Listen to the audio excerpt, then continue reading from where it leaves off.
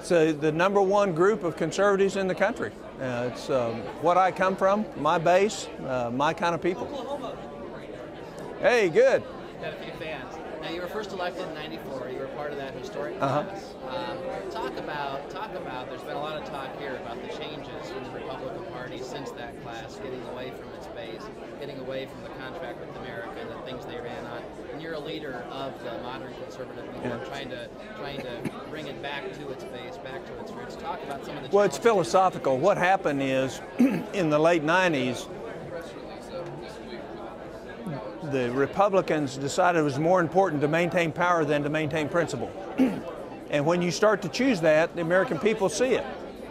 And you walk away from the very principles that you say you espouse because you're more interested in power than you are freedom.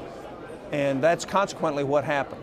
We need to hold our offices with an open hand so that if we're doing what we're supposed to be doing, if we don't get reelected, that's fine, but we never fall off from the pattern of representing freedom and limited government in this country. One of the big things that's been talked about here is the fairness doctrine. There was a big vote in the U.S. Senate yesterday. Can you talk about that a little bit? Well, we just prohibited reintroduction of the fairness doctrine in association with the right to give the D.C. voting rights.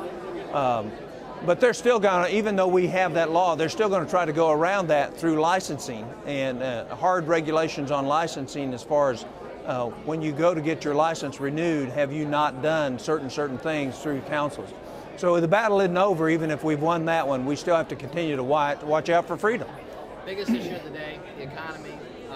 Biggest issue of the day is not the economy. The biggest issue of the day is failure to recognize what caused it and fix the things that are really causing the disease rather than treating the symptoms of the disease. And what we see Washington doing is treating the symptoms, not the real disease. And consequently, if we don't change that, the pain associated with this downturn is going to be harder and greater than it would otherwise have to be. What do you think we should be doing? I think we should cause the banks to recognize their problems, recognize their bad assets. If it means some of them have to go out, some of them have to go out. But let's take our pain. You know, as a young boy, it was a whole lot better to get my spanking than to get grounded. And I think most people can relate to that. Let's take the pain now and then let's start growing again. This is a great country.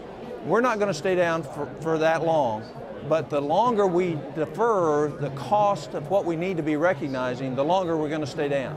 So let's do the right thing, let's toughen up, let's gut it, let's go for it, let's take the pain, and then let's all work together to build out of this.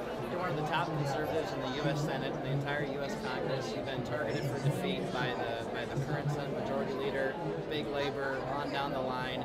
As you look ahead towards 2010 and towards your own election, what guides you? What keeps you girded in your principles? I'm not worried about getting reelected. What I'm worried about is maintaining and establishing trust with the citizens of Oklahoma so that whether I do exactly what they want or not, they trust that I'm doing it from the right reasons, for the right reasons, from the base that's called the Constitution of the United States. And if I get defeated, I should be defeated. If I don't get defeated, I shouldn't be defeated. The fact is we can trust the electorate if we make sure they trust us. One more question. Events like this are great for organizations like American Future Fund and other organizations to meet new people, get new people involved. What's your opinion of groups like the American Future Fund? Well, I think it's great. I'm so excited. You know, I've visited with Jill Latham. I'm excited about what you guys are doing. I want to encourage you. I'm going to come and try to help you with a fundraiser. I'm going to try to do everything I can to encourage groups just like this. Excellent. Thank you. You bet.